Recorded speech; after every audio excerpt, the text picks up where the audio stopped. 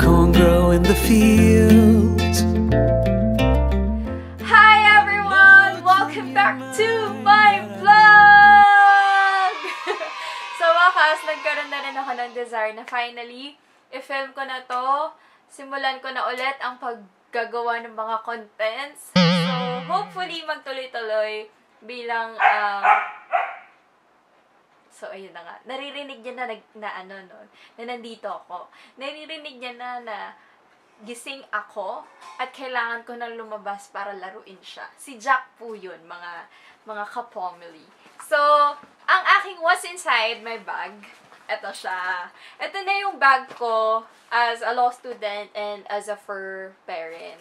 So, as a fur parent, kailangan kapag may dala akong bag, handy and yung bang mailalagay ko yung mga kailangan ko talagang bitbitin. Usually, pag nagwo-walk kami ni Jack, sling bag yung dinadala ko, which is ito.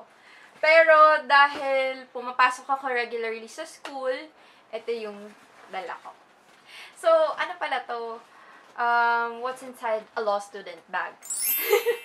Anyway, ang essential ko as a law student, pero ngayon lang naman ako nagdala nito. Kasi madalas, alam to ng mga kaklase ko, nanghingi ako ng papel sa kanila na pwede kong pagsulatan. Hindi na kasi kami nagna-notebook since online na nga yung majority ng aming mode. And yung pag na-note-taking is online, ganun. And ako kasi, mas natututo ako kapag naririnig ko. So, audio learner po ang lola niyo. So, ayun na nga, no. Meron tayong yellow pad bilang nahihiya na po tayong manghingi ng papel.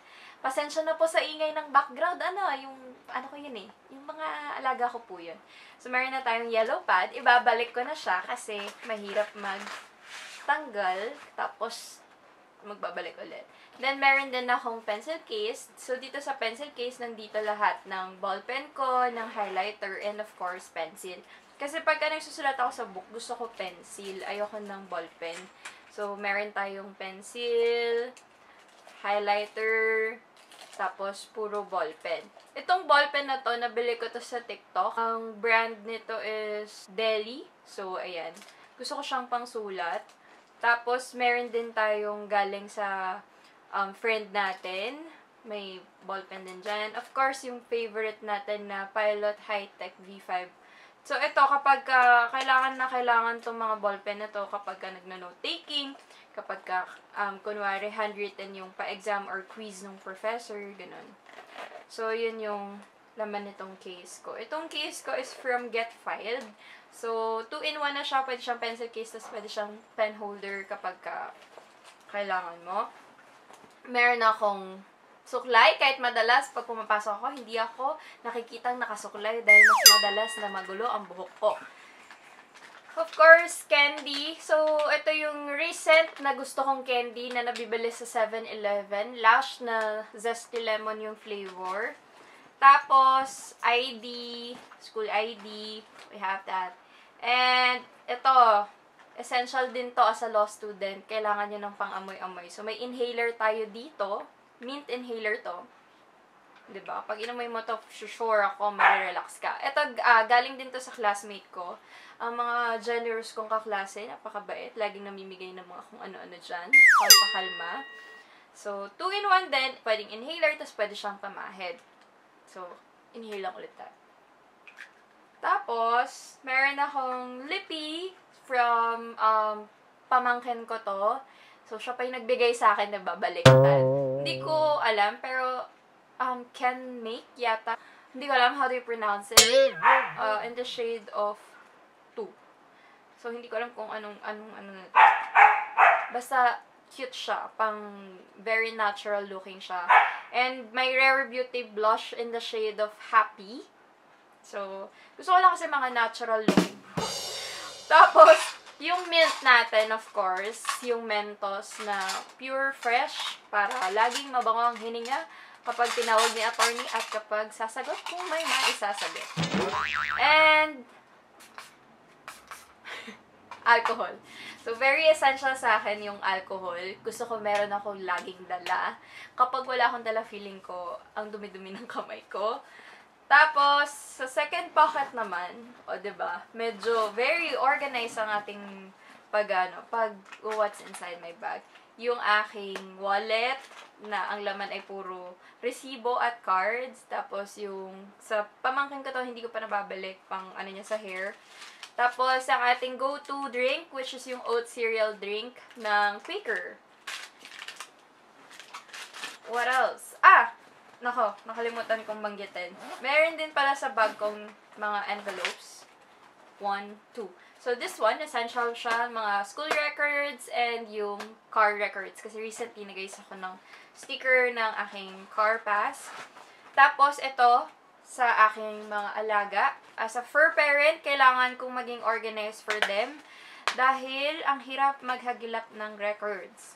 So, ayun, meron sila dito mga vet card. So, kay Adi, kay Jack, and kay Turbo.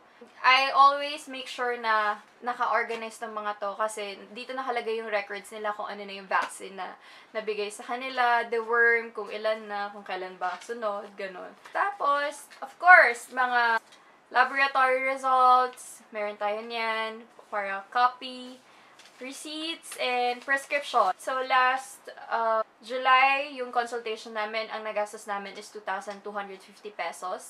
Ang breakdown nun, consultation fee is 200 pesos. Deworming for Jack is 100 pesos. Deworming for Adi and Turbo is also 150 pesos each. So, a total of 300. 8-in-1 na vaccine nila worth 550 pesos each, for a total of 1,650 pesos. Ang ating grand total ng consultation last July 6 is 2,250 pesos. Tapos, ayun, bumili din ako ng vitamins nila before, worth 360 pesos. Another consultation last October 4. Ang grand total na nagastos namin is 1,910. Hindi pa kasama yung pamasahe namin dahil nag-tricycle lang kami nun since mahirap yung parking dun sa vet clinic na yun. So, may consultation fee worth 150 pesos. Ear cleaning ni Turbo, 50 pesos. Tapos, yung solution na pinatak sa kanyang ears is 1,650 pesos. Tinatry kasi namin yung gamot kung makukuha pa. Kasi, for some reason, yung ears ni Turbo is may lumalabas na, basta, may ganon. Yung kanyang sulfur soap na 60 pesos. Kailangan yon kasi may lumalabas sa skin ni Turbo. So, ang Siberian Husky kasi napaka-sensitive nilang dog. Or, hindi ko talaga alam. So, ang dami nilang kailangan. Mas magastos pa sila sa akin. Half of my allowance na pupunta sa kanila. Kasi dog food nila is 1,800. 2,800 yun per month. Tapos, yung, yan, may mga vaccines and consultations, tapos may kailangan pa ipatingin sa tenga, tapos bukod doon, may dog shampoo pa, 'di ba? Alam niyo ba, mas mahal pa yung dog shampoo nila kaysa sa tao. Anyway, hindi naman ako nagko-complain. It's like that talaga eh. Pero sinasabi ko lang, if you're planning to have a family, if you're planning to have a pet, make sure na prepared ang bulsa mo. Kasi kagaya ko, hindi pa ako prepared. Allowance ko lang yung bumubuhay sa kanila. And, ayun. Yun lang yung gusto kong i-share. I hope you guys learned something from it. Or may na-discover sana kayong bago. Yun lang. See you on my next vlog!